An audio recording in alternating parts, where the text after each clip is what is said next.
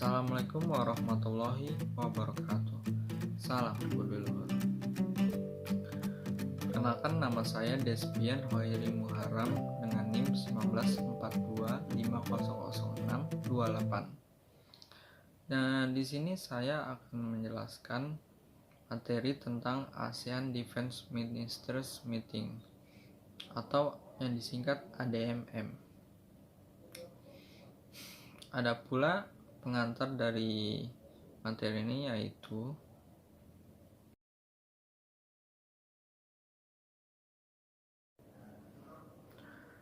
Rencana Aksi ASEAN Security Community atau ASC yang diadopsi pada KTT ASEAN ke-10 menetapkan bahwa ASEAN akan bekerja menuju diselenggarakannya pertemuan Menteri Pertahanan ASEAN tahunan.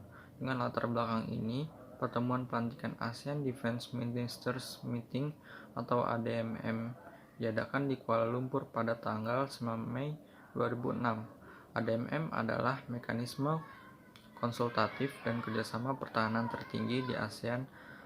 ADMM bertujuan untuk mempromosikan rasa saling percaya dan percaya diri melalui pemahaman yang lebih besar tentang tantangan pertahanan dan keamanan serta peningkatan transparansi dan keterbukaan.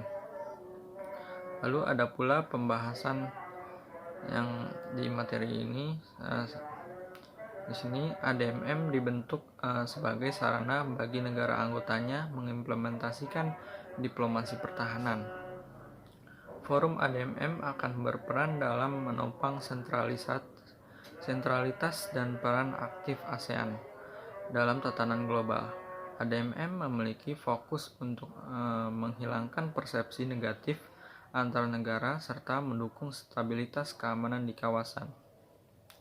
Kegiatan yang dilaksanakan ADMM meliputi aktivitas pertemuan para menteri pertahanan dan anggota militer maupun personel sipil yang terkait di dalamnya. Lalu pertemuan ini membuka ruang bicara dalam bentuk konferensi dan seminar dengan tujuan meningkatkan pemahaman seseorang dengan yang lain. Seperti juga ada bermaksud untuk mengatasi respon negara terhadap isu-isu keamanan. Dialog yang membangun melalui ADMM juga merupakan sarana untuk memberikan solusi bagi masalah yang dihadapi oleh negara selama implementasi kebijakan pertahanan.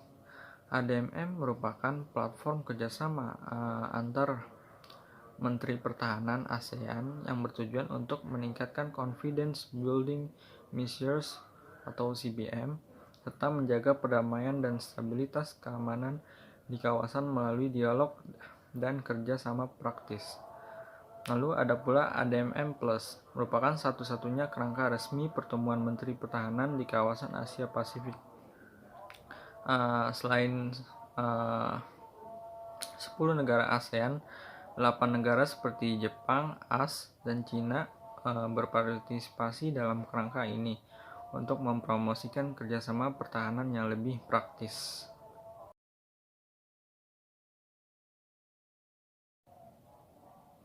Lalu ada pula contoh kasus yang diambil dari yang ingin dijelaskan, yaitu deklarasi perilaku untuk menyelesaikan sengketa di Laut Cina Selatan dan langkah-langkah kerjasama untuk mempertahankan diri dari ancaman non-tradisional, menyoroti sepasang konferensi pertahanan multilateral memperingati 15 tahun pertemuan Menteri Pertahanan ASEAN, Perhimpunan Bangsa-Bangsa Asia Tenggara, dan ADMM, ASEAN Defense Minister Meeting.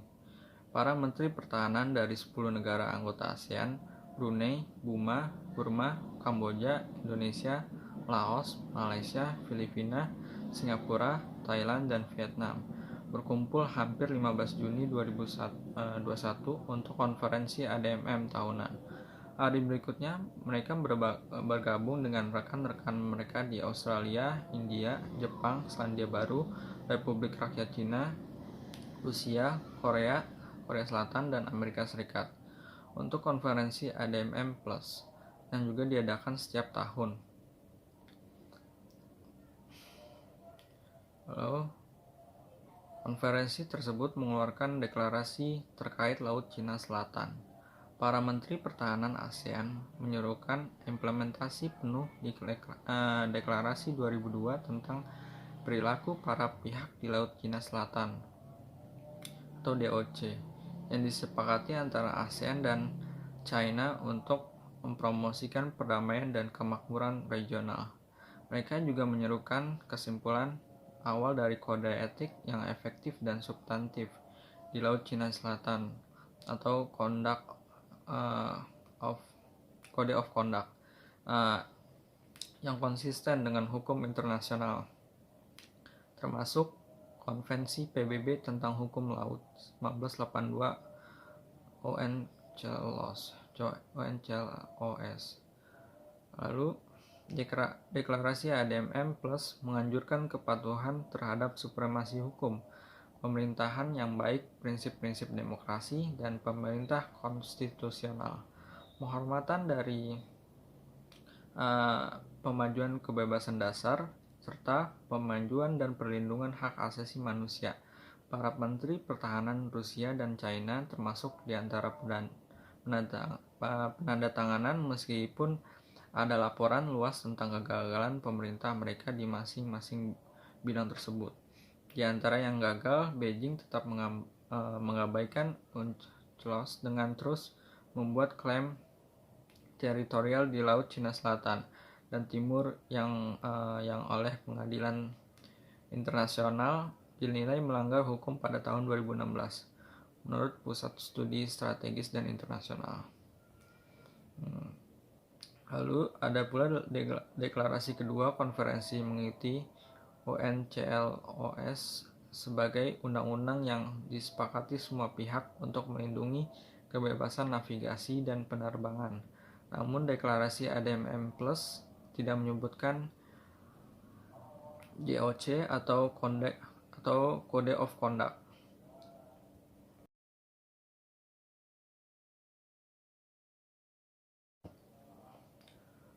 Lalu kita sampai pada kesimpulan akhir materi ini.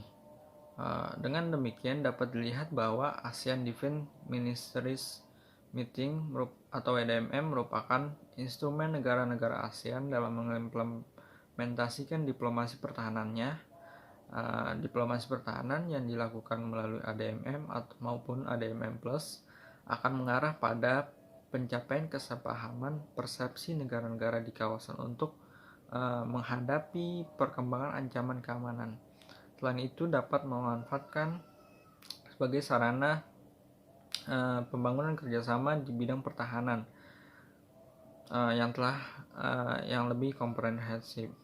Deteksi dini melalui pengumpulan dan analisis informasi strategis bersama, juga pelibatan forum-forum akademis, dan akan membuka ruang penyelesaian masalah yang ekstensif dan damai, sehingga kemudian senantiasa menciptakan kondisi yang stabil di kawasan.